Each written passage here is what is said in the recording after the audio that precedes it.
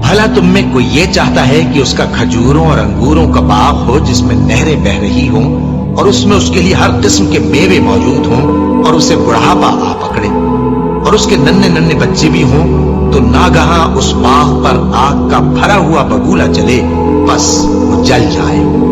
اس طرح اللہ تم سے اپنی آیتیں کھول کھول کر بیان فرماتا ہے تاکہ تم سوچو اور سمجھو۔ مومنو،